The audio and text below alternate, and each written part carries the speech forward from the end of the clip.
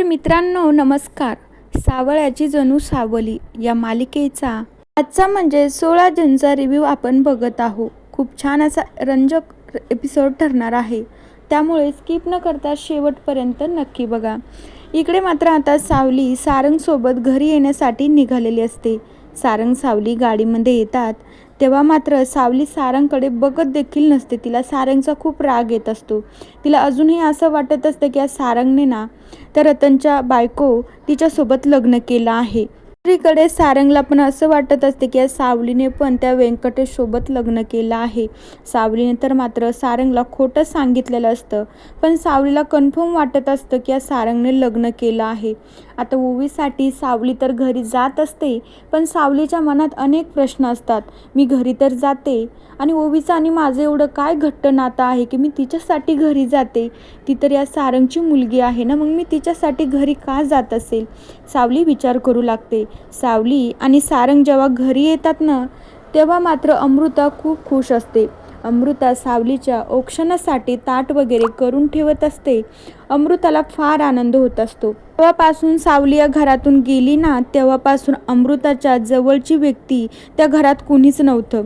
सावली आणि अमृता एकमेकींसोबत खूप छान राहायच्या, खूप छान त्यांच्या गप्पा रंगायच्या, खूप छान एकमेकींवर खूप प्रेम करायच्या, एकमेकींना माया लावायच्या.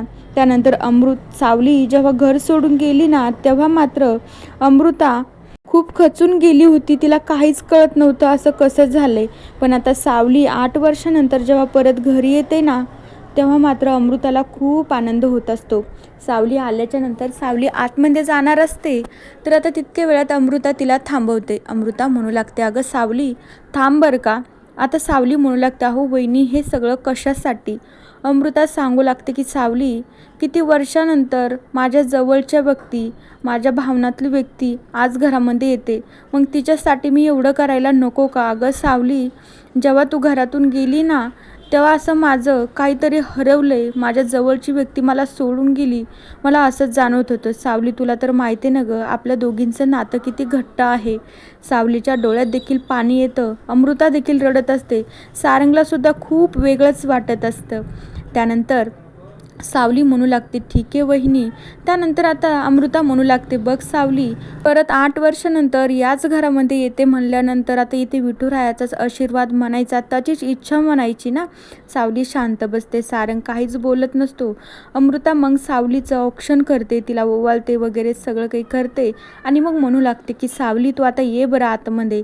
सावली आता चप्पल वगैरे काढते आणि दरवाजाच्या आतमध्ये पाय ठेवणार असते, तेव्हा मात्र तिच्या सगळ्या आठवणी जाग्या होतात. सारंगने तिच्या कानाखाली मारलेली तिलोत्तमाने तिला हाताला धरून या घराच्या बाहेर सोडलेलं, तिलोत्तमाने तिला सांगितलेलं, परत माझ्या मुलाच्या आयुष्यात आणि या घराची उंबरठा तू कधीच चढायचा नाही. सावलीच्या त्या सगळ्या आठवणी जाग्या होतात. पण आता सावली पुढे ऑप्शन असतो, मी ओवीसाठी या घरात जाऊ की नको? या तिलोत्तमाने माझा केलेला अपमान मला तोही सहनच होत नाही. सारंग विचार करतो की सावली आतमध्ये का जात नसेल, पण सावलीच्या मनातून त्या गोष्टी जातच नसतात. या घरामध्ये माझा किती मोठा अपमान केला, मला मारलं, मला चक्क घराच्या बाहेर काढून दिलं, मग मी या घरामध्ये पाऊल का ठेवायचा? सावलीसमोर एकच प्रश्न उभा राहतो. मित्रांनो, आता बघूया सावली उंबरठ्याच्या आतमध्ये पाऊल ठेवते की नाही, ओवीला भेटायला जाते की नाही, तिथूनच परत माघारी जाते, हे बघण्यासारखं असणार आहे. आता दुसरीकडे ही तिलोत्तमा आणि मोनिका तर काही घरी नसतात. राजकुमार पण बाहेरगावी गेलेला असतो कामानिमित्त. तिकडे जगन्नाथला खूप काळजी वाटत असती. माझी सावली आता घरामध्ये जाईल ते तर खरं आहे, ते तर विठुरायाची इच्छा म्हणा, पण माझी सावली जेव्हा घरात जाईल तेव्हा तो राजकुमार आणि ती तिलोत्तमा, ती मोनिका माझ्या सावलीचा अपमान तर करणार नाही. माझी लेक जर चिडली ना, मग तर काही खरं नाही. काय टोकाचं पाऊल उचलती काय माहिती. जगन्नाथजीला सारखी हुरहुर लागत असते. मित्रांनो, बघूया आता येणारे एपिसोड तर खूपच रंजक ठरणार आहे. त्यासाठी या मालिकेच्या पुढील भागांच्या अपडेटसाठी आपल्या चॅनलला नक्की सबस्क्राईब करून घ्या. So bye.